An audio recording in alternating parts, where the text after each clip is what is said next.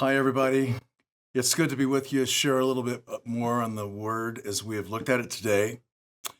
For those of you who have heard the message, it's heavy. It's a lot of passages that speak of something that we don't like to major in many ways, but we know it's necessary that we study. And as we study it, God opens it up more. But I was just speaking with a young sister that's had tremendous oppression in her life, and I was leaving her with some final words that I want to leave with you. And that is that when you study areas like that of the Word, accompanying them with passages that speak of victory and triumph and light and power and grace. Like we overcome by the blood of the Lamb of God. We are more than conquerors through him who loves us. What could ever separate us from the love of Christ? We are his sheep, so no one can pluck us out of his hand. His sacrifice is sufficient for everything. His blood atones for all sin, and the door is open to everyone. And these are just simple places. As you look in the Bible, there's more that can take you to places where you can put a stake in the ground. We've looked at hell today. Next week we'll look at heaven.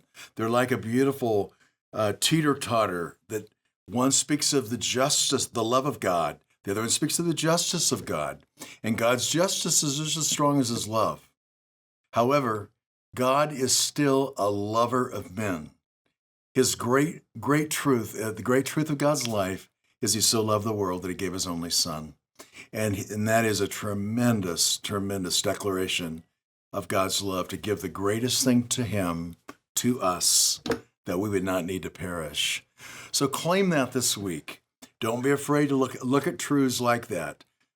We don't want to react and say, I don't want to go there. I just would rather have things about the love of God. I've heard people say, I'd rather just look at honey rather than vinegar. But sometimes the word is built that way, that we'll develop our understandings of God and get more strength in the word when we take both truths of the word and teach them. And then like a beautiful pendulum, it swings in a balance that not only balances our spiritual lives, but balances the message that goes out to us, to others, because there is a wrath to come.